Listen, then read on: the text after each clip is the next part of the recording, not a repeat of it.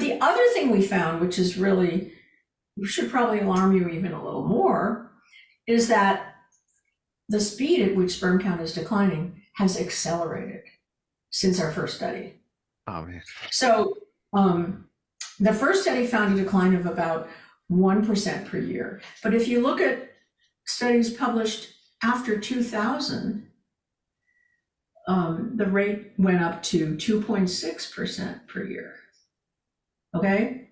So it more than doubled in just these last approximately 20 years. So that's, I think, even a little scarier. You know, it's everywhere now and it's getting worse. That's the message of our update. So, I mean, part of me is thinking there's no way that it can continue to go this fast because you can't just get to zero or anything.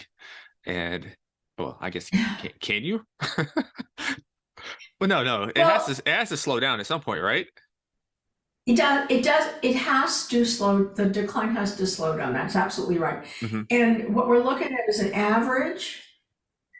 And you know, if you think about like an average, think about average weight. Mm-hmm.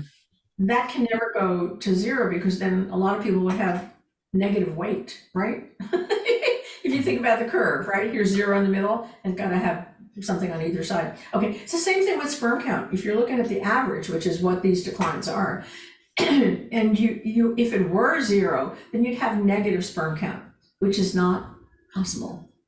Can't have less than zero sperm. Yeah. Okay, so what does that mean? So all biological trends have this property that they can approach a limit, and our limit is zero. They can approach that limit and come closer and closer to it, but not ever touch it. Does that make sense? Absolutely. So declines, but can't become zero. However, declining that much is really kind of scary because it turns out that this concentration, as it gets lower and lower, means that it takes longer and longer to conceive a pregnancy, makes it less and less likely that you'll conceive a pregnancy naturally, because it's all natural. None of this is assisted reproduction, as far as we could tell. We tried to, control for that. And so what that means is that as time goes on, unless there's some very big, dramatic, fast change, we're going to depend on medical interventions and assisted reproduction more and more.